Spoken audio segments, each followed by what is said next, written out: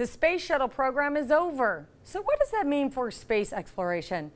Well, the author of the book, Stars Above, Earth Below, Tyler Nordgren, joins us with the possible answers. Thanks for being here. You drove a long way to join us on Prime Time.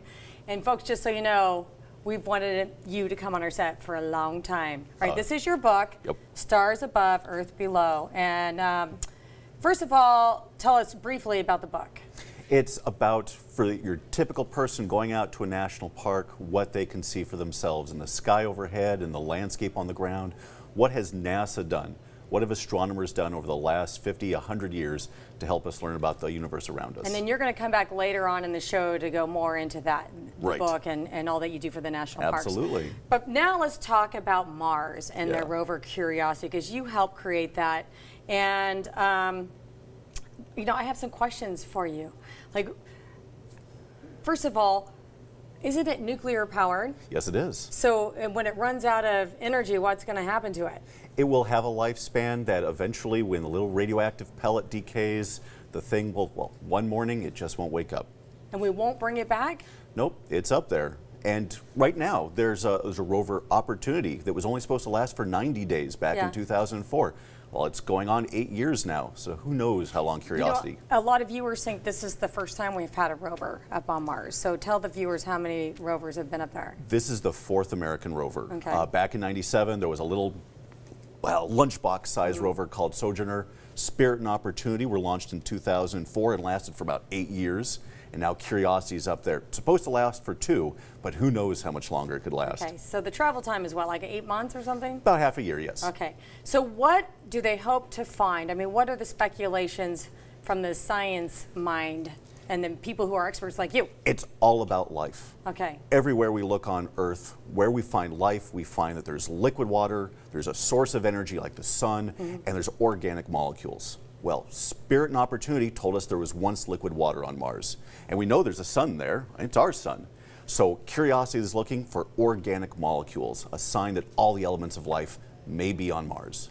Is it looking for anything else, and will it tell us anything about the solar system as a whole? Well, you take a look at Mars, and Mars is the most Earth-like planet that we know of. And in the past, it was even more like the Earth.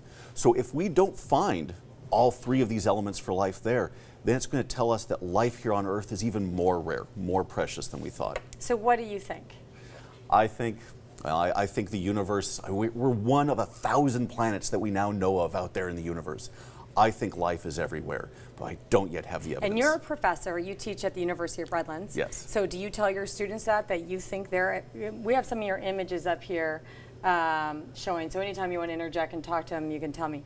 But you tell your students you really believe there's life out there. I believe there's life out there. I do not necessarily think it's life that's come to the Earth in UFOs to help guide the pyramids.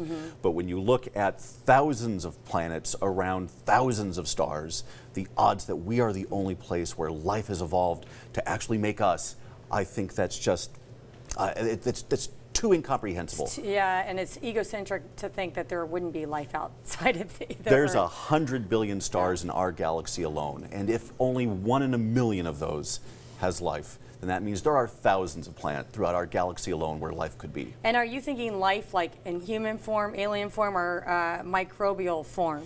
It could just be microbes. Okay. When you think about every form of life we have here on Earth shares a common DNA. We have a common ancestor.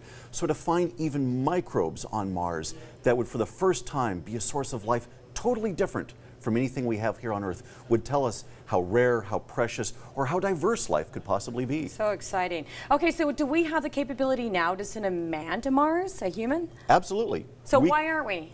We don't have the will. We don't have the political, we don't have the financial, we don't have the voter will. We could do it today. Okay, so we talked earlier, and I loved your response because I had asked him about this, and I said, now I understand, we can't get the rover back, right? We're going to leave this rover, which costs how much? $2.5 billion with a B. Okay, $2.5 billion this rover. Yes. And we're going to leave it up there. We're not going to spend the money to bring it back. So I said, well, how would we, if we send a man up there and we have the capability, how are we going to get him back?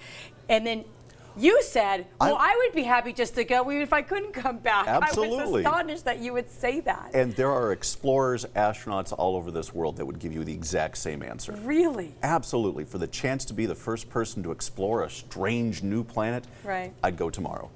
I love it. I love it. So is there anything else that they expect to find or about our future, about the solar system's future? Well, you take a look at Mars right now, and right now it is inhospitable. It is a frozen desert, but we know that it was once different. It was once warmer and wetter, so its climate has changed. Mars as a planet has died.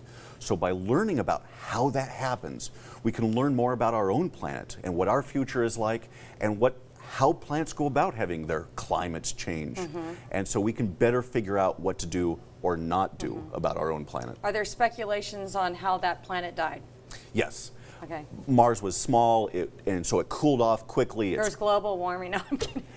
It wasn't global warming, but that too raises an issue. If you can have planets whose climates change naturally, then that tells you, well, an example I like to give is forest fires. We know that forest fires can happen naturally, and that tells it's even more important not to go throwing matches out the window. Right. True.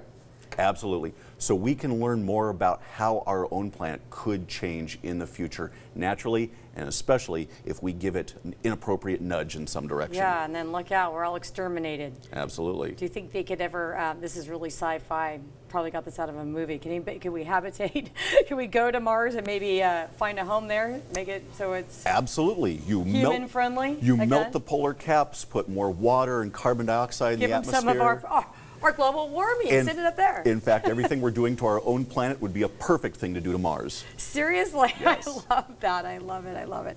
Okay, so what have they found so far with a Mars, or with a rover? What have they brought back?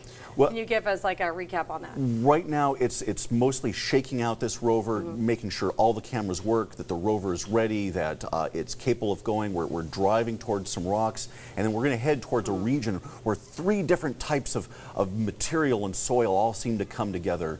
And so at this first stage, with a $2.5 billion rover, it's important to make sure everything works right the first time before we go tearing off towards the mountain on the horizon. Okay, well, I'm so appreciative that you're here. We got to take a break, but you're going to stick around, and we're going to finish our Mars talk and go into all the national parks and stuff and your influence there. Absolutely. So thank you so much. Coming up on Primetime, we have an important food recall to tell you about, and what's going on here? A riot breaks out inside an Apple factory right after the release of the new iPhone. Primetime on UTTV. We'll be right back.